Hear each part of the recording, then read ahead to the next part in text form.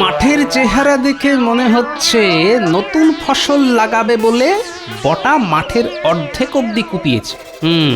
তার মানে আজ এসে বাকি অংশটা কোপাবে। ঠিক আছে, তাহলে না কোপানো অংশের শুরুতেই মাছটা পুঁতে দিই।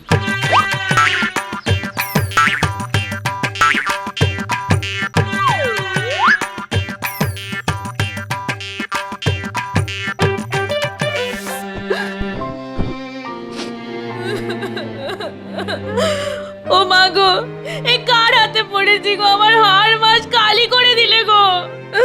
চুপ চুপ, একেবারে চুপ। সব সময় নাকে কাঁদলে না গলা টিপে মেরে রেখে দেব। হ্যাঁ, ওইটাই তো তুমি ভালো পারো, কোথায় কোথায় খালি গায়ে হাত তোলা। তুলবই তো, বলি সংসারের কাজকর্মের দিকে তোমার তো কোনো মনই নেই। দেখো, মিথ্যে কথা বলবে না একদম। আমি বুঝি কিছু না করে ঘরে বসে ঘুমোই? ঘুমোবে কেন? ঘুমোবে কেন? তোমার তো সব সময় মন পড়ে থাকে পাড়ার পুকুরে অন্য বউদের সঙ্গে গুলতানি করতে। আর সেই অপরাধের জন্য গায়ে হাত তুলতে না তুলতে চেঁচিয়ে পাড়া মাত করো, অসভ্য। হ্যাঁ, আমি তো বিনা কারণে চেঁচিয়ে পাড়া মাত করি, তাই না? তাহলে আমার হাতে পিঠে এত যে মারের দাগ, সেগুলো কে করেছে শুনি? দেখো, আমি কিন্তু তোমায় সাবধান করে দিচ্ছি, এরপর যদি গায়ে হাত তুলেছ না, তাহলে আমি মহারাজের কাছে নালিশ করে দেব। করবই করব। একবার করেই দেখো না, রাজবাড়ির দিকে পা বাড়ালেই না মেরে তোমার ঠ্যাং খোঁড়া করে দেব। শোনো, এতদিন যা করেছো, এবার আর সহ্য করব না। বেশি গায়ের জোর দেখা দিলে না সোজা চলে যাব মহারাজের কাছে। খবরদার বলছি, বাড়ির বাইরে পা দেবে না। তবে আমি এত সহজে তোমায় ছাড়বো না। মহারাজকে নালিশ আমি করবই। এই আমি চললাম মহারাজের কাছে।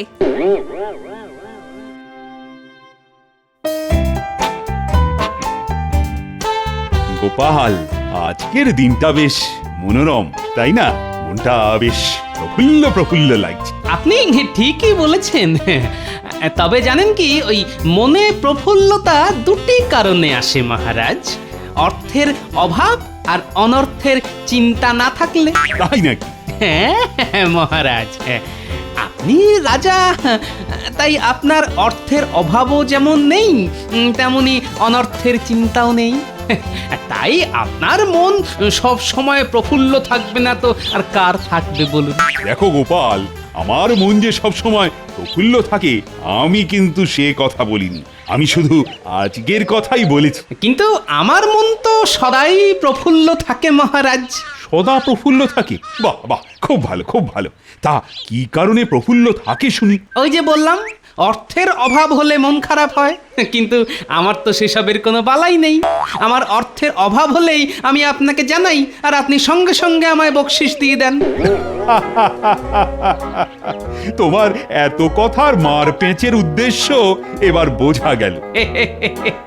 বুঝতে পেরেছেন তাহলে? এই জন্যই তো আপনাকে এত ভালোবাসি মহারাজ। আমিও কিন্তু তোমাকে কম ভালোবাসি না। সে মহারাজ, আপনি ভালোবাসেন বলেই তো আমি আপনার পাশে পাশে থাকি। গোপাল, ভাড়ামির সাথে সাথে তুমি দেখছি মোসাহেবির কাজটাও নিয়ে নিয়েছো। আগে বেতন বাড়লে সব রকম কাজ করতেই আমি প্রস্তুত মহারাজ। তার মানে ঘুরিয়ে ফিরিয়ে সেই মাইনে, মানে পয়সা। এই তো কত সহজে আপনি আমার মনের কথাটা বুঝে ফেললেন মহারাজ। না না, এভাবে যখন তখন ওই জাট তার রাজবাড়ির ভেতরে যাবার অনুমতি নেই। কিন্তু আমাকে যে একবার মহারাজের সাথে দেখা করতেই হবে। ও রক্ষী দাদা, অনেক আশা নিয়ে এসেছি, এভাবে দুয়ার থেকে হাঁকিয়ে দিও না। মহারাজ এখন বাগানে বেড়াচ্ছেন, দরকার থাকলে রাজসভায় এসো। না না, আমি এক্ষুনি যাব। যার চলে বারণ মানলো না, আশ্চর্য। এই এই শোনো শোনো। মহারাজের জয় হোক। মহারাজ, আপনার কাছে আমার বিশেষ নিবেদন আছে। কি এখানে কি করে এলে? আমি ওকে মানা করেছিলাম মহারাজ, শোনেনি।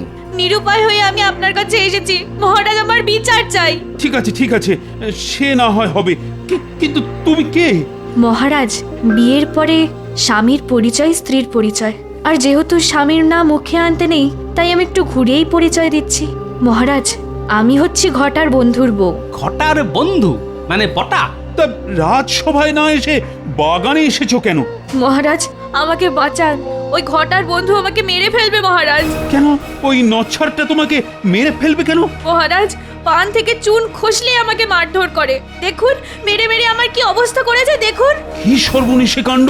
হ্যাঁ, আমার রাজ্যে মহিলার উপর এমন অত্যাচার! এত দুঃসাহস বটার! নচ্ছারটার এখনই কঠিন শাস্তি পাওয়া দরকার। রক্ষী, আজ্ঞা করুন মহারাজ। এক্ষুনি বটাকে কারাগারে ভরে দাও। 1 বছরের জন্য সশ্রম কারাদণ্ড দিলাম ওকে। কিন্তু মহারাজ, ওর কারাদণ্ড হলে আমি খাবো কি? একা একা থাকবো কি করে? এটাও তো ভাববার বিষয়। তাহলে ওকে 101 ঘা বেত মারার আদেশ দিচ্ছি। দয়া করে ওটা করবে না মহারাজ। 100 ঘা বেত মারলে ও হয়তো 7 দিন উঠতে পারবে না, কিন্তু সুস্থ হয়ে ওঠার পর ওই মারের ঝাল তো আমার উপরে মিটিয়ে নেবে। সেও তো একটা সমস্যা বটে। আচ্ছা বটাগিন্নি, একটা কথা বলো তো, ঠিক কি কি কারণে ওই বটা তোমাকে মারধর করে? তার কি কোনো নির্দিষ্ট কারণ আছে নাকি? ভাত দিতে দেরি হলে মারে, পুকুর থেকে জল আনতে দেরি হলে মারে, বাজারে ধানের দাম কমে গেলে মারে, আবার গরু মাঠের ফসল খেয়ে গেলেও মারে।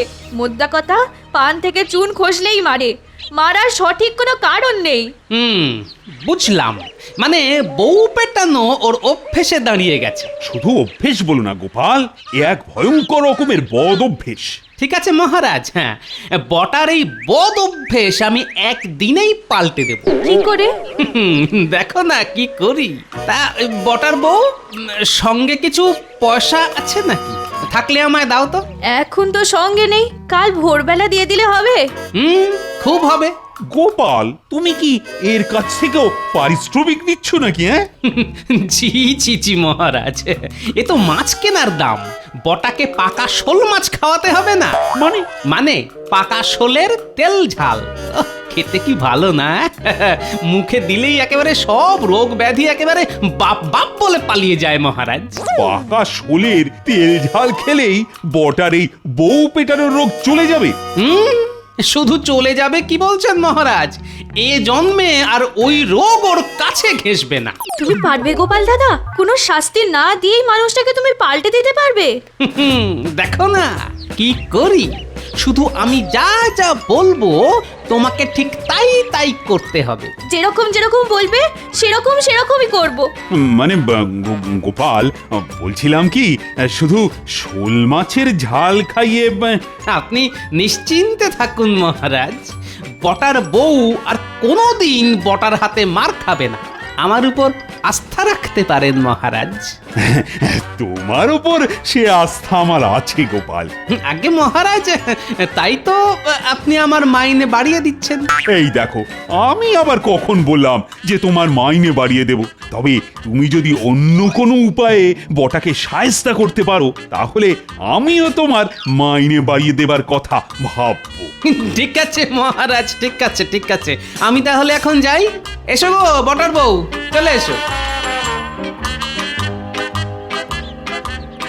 না, বউটার ওপর অত চোটপাট করা ঠিক হয়নি। এখন যদি রাগের মাথায় সত্যি সত্যি মহারাজের কাছে গিয়ে নালিশ করে বসে, হ্যাঁ, তাহলে কি হবে? ওরে বাবা, তাহলে তো মহারাজ আমায় ভীষণ মারবে। হ্যাঁ, ওই তো মহারানী আসছে, কিন্তু কিন্তু সঙ্গে তো কোনো রক্ষী নজরে পড়ছে না যে আমাকে মহারাজের কাছে বেঁধে নিয়ে যাবে। তার মানে মহারানী বোধহয় মহারাজের কাছ অব্দি পৌঁছাতে পারেনি। নয় নয়, মহারাজ ওর কোনো কথা কানেই তোলেননি। মহারাজের কাছে গিয়ে নালিশ করা কি অতই সোজা? হ্যাঁ, কি গো মহারানী, কি হলো? মহারাজ তোমার নালিশ শুনলেন তো? তা আমাকে তার কাছে বেঁধে নিয়ে যাওয়ার জন্য তো কোনো রক্ষী এলো না। বুঝতে পেরেছি, রাজবাড়ির দোরগোড়া থেকে ফিরে আসতে হয়েছে তো। আরে মহারাজ কৃষ্ণচন্দ্র বলে কথা, এসব হেঁজি পেঁজি ব্যাপার নিয়ে তার কাছে নালিশ করা কি অতই সোজা? তার থেকে সবকিছু মুখ বুঝে মেনে নাও, বুঝলে? বলি বুঝলে?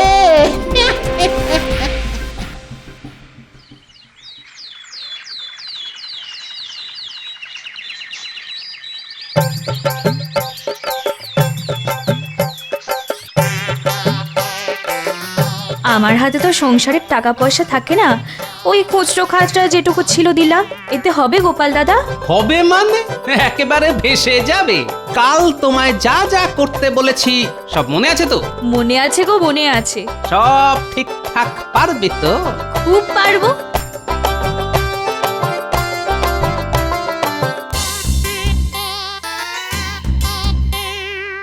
মাছটা খুব পাকা। যাই যাই এবারে যথাস্থানে গিয়ে পুঁতে রেখে আসি। শুধু বাড়ি গিয়ে একটা খুরপি নিয়ে নিতে হবে।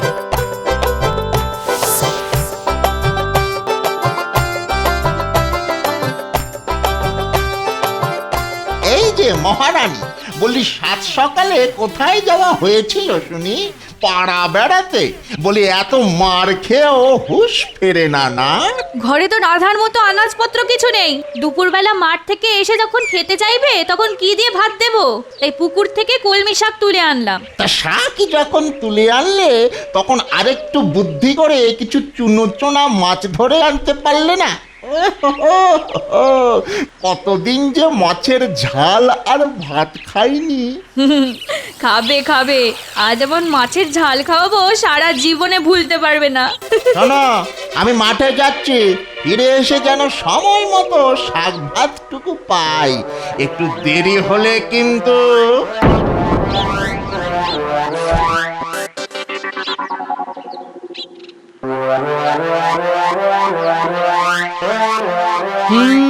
মাঠের চেহারা দেখে মনে হচ্ছে নতুন ফসল লাগাবে বলে বটা মাঠের অর্ধেক অব্দি কুপিয়েছে।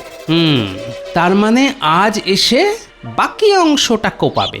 ঠিক আছে, তাহলে না কোপানো অংশের শুরুতেই মাছটা পুঁতে দিই।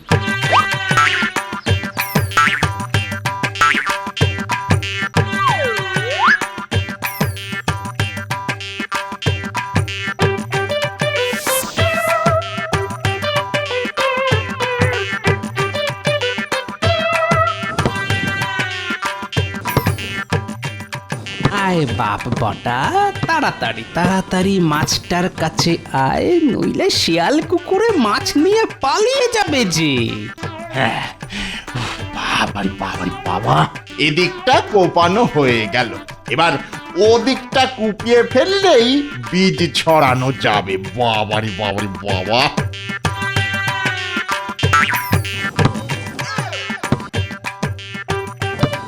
আরে এ কি দেখছি রে? এ তো মাছ। এ তো পাকা শোল মাছ। তাজ্জব ব্যাপার, তাজ্জব ব্যাপার। মাটি খুঁড়তে গিয়ে শোল মাছ বেরোলো। আরে বাস, আজ সকালেই মনটা মাছ মাছ করে উঠলো। আর মাটির ভেতর থেকে পিড়িং পিড়িং করে মাছ বেরিয়ে এলো। যা যা যা, বাড়ি যা, বাড়ি যা।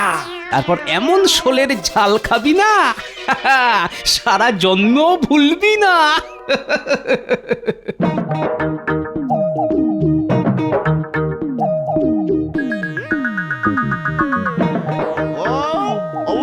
কোথায় গেলে? কোথায়? কি হলো? কি এত হাঁক ডাক করছো কেন? আরে হাঁক ডাক করছি কি আর সাধে? এই দেখো দেখো দেখো, কি এনেছি দেখো। গোপাল দাদা তাহলে কাজের কাজ করে ফেলেছে, এবার বাকি কাজ আমায় করতে হবে। ওমা, কত বড় শোল মাছ গো! তুমি তো মাঠে গিয়েছিলে, মাছ পেলে কোথা থেকে? এক অদ্ভুত ব্যাপার। মাঠে মাঠে মাটি কোপাতে কোপাতে না, মাটির ভেতর থেকে এই শোল মাছ পিং পিং করে বেরিয়ে এলো। ওরে বাবা রে, কোথা যাবো রে? মাটির ভেতর থেকে শোল মাছ! জমিয়ে রাঁধো তো দেখি, আমি টুক করে স্নানটা সেরে আসি।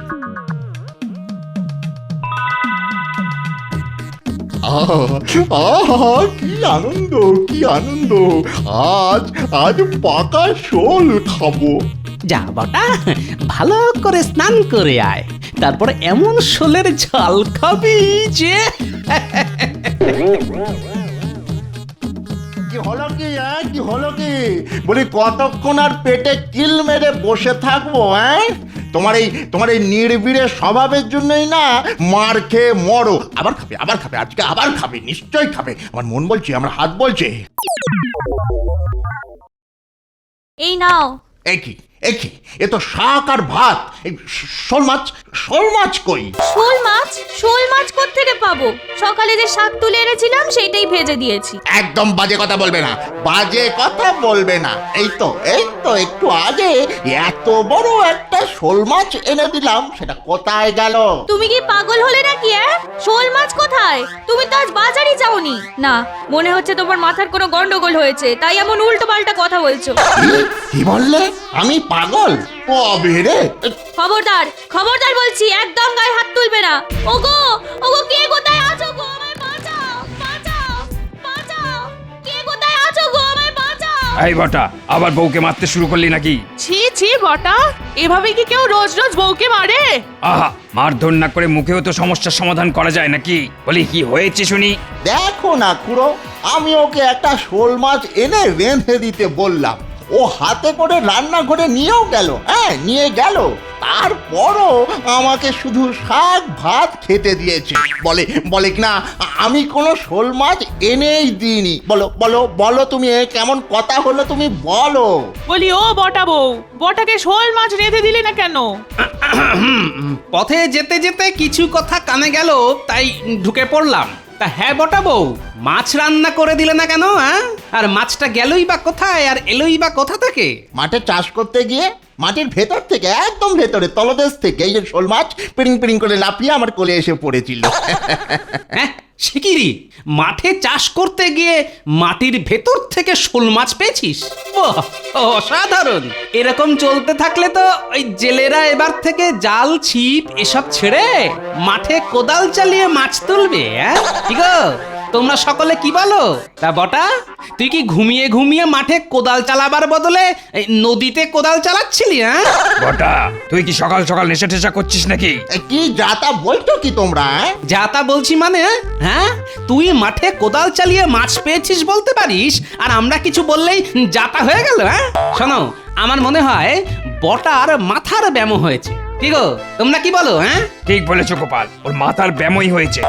শোন বটা, মাথার ব্যামোই হোক আর পেটের অসুখই হোক, মহারাজ কিন্তু তার রাজ্যে ওই নারীদের উপর কোনো অত্যাচার সহ্য করেন না। কঠোর শাস্তি দেন। আমি আজই মহারাজকে গিয়ে সব বলছি। তুই আজ মহারাজের সঙ্গে দেখা করবি, না হলে পেয়াদে এসে কিন্তু তোকে ধরে নিয়ে যাবে, এই বলে দিলাম।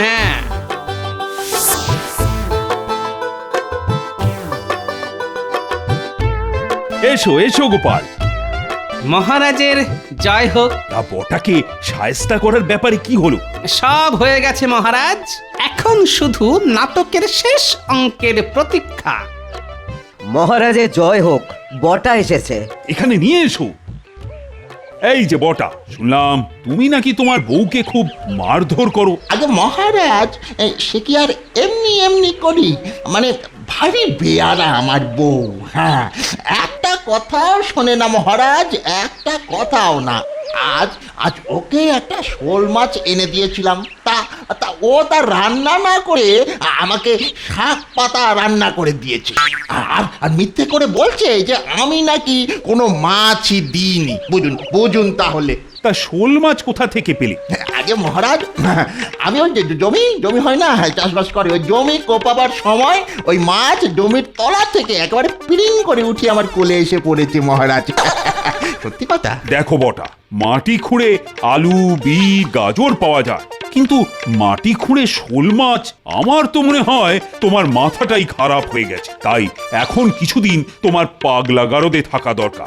রাজবৈদ্যকে বলে আমি আজই তোমায় পাগলা গারদে পাঠাবার ব্যবস্থা করছি। পাগলা গারদ?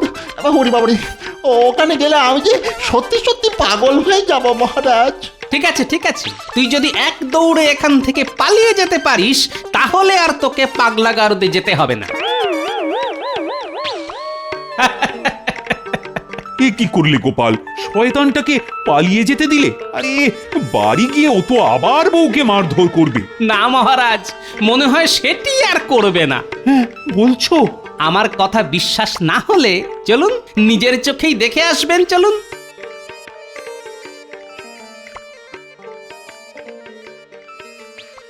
এটা এটা কি করে হলো? সত্যিই তো চাষের জমিতে শোল মাছ আসবে কি করে? তা যদি না হয় তাহলে আমি শোল মাছ পেলাম কি করে? সব কিছু কেমন একটা গোলমাল হয়ে যাচ্ছে। আচ্ছা আচ্ছা, আমার মাথাটাই কি আর কাজ করছে না? হ্যাঁ, সারাদিন অনেক ধকল গেল, নাও এখন খেয়ে নাও। এ কি, এ তো শোল মাছ, কিন্তু কিন্তু জমি কুপিয়ে শোল মাছ তো পাওয়া যায় না। আমি ইচ্ছে করলেই যায়, আবার ইচ্ছে না করলেই যায় না। এ তোমার কি খেলা বউ? এই তো খেলা শুরু। কি মুখের দিকে কি দেখছো? নাও ভাত খাও। গোপাল, এ কি দেখছি? শেষ অঙ্কের শেষ দৃশ্য। দেখলে তো আমার প্রথম খেলা? এরকম 101 খেলা আমি জানি। এতদিন মুখ বুঝে তোমার অনেক অত্যাচার সহ্য করেছি, কিন্তু এবার মারতে এলে দেখাবো আমার দ্বিতীয় খেলা। এবার পাগল বনেছো, পরের বার হয়ে যাবে ছাগল। কাদার জায়গাও পাবে না তখন, এই বলে দিলাম। হ্যাঁ, কথা দিচ্ছি জীবনে আর কখনো তোমার গায়ে হাতে পায়ে কোথাও হাত তুলবো না, দয়া করে আর কোনো খেলা দেখিও না বউ। মনে থাকবে তো? সারা জীবন মনে থাকবে। সত্যি গোপাল, তোমার জবাব নেই। কত সহজে কত বড় একটা সমস্যার সমাধান করে দিলে। বলেছিলাম না, পাকা শোলের তেল ঝাল খাইয়ে বটার ওই বউ পেটানো রোগ আমি জন্মের মতো সারিয়ে দেব। তুমি আমার কথা রেখেছো গোপাল। আপনি কিন্তু এখনো আপনার কথা রাখেননি মহারাজ। হ্যাঁ, আমি আবার তোমায় কি কথা দিয়েছি? আমার ওই মাইনে বাড়ানোর ব্যাপারটা। সত্যি গোপাল, তুমি শুধু রসিকই নও, নিজের পাওনা গন্ডার ব্যাপারে টনটনে জ্ঞান তোমার। তা তো একটু হবেই মহারাজ। পাওনা গন্ডার ব্যাপারে টনটনে জ্ঞান থাকলেই না হাতে অর্থ আসবে, আর হাতে অর্থ থাকলেই মন প্রফুল্ল। দারুণ বলেছ।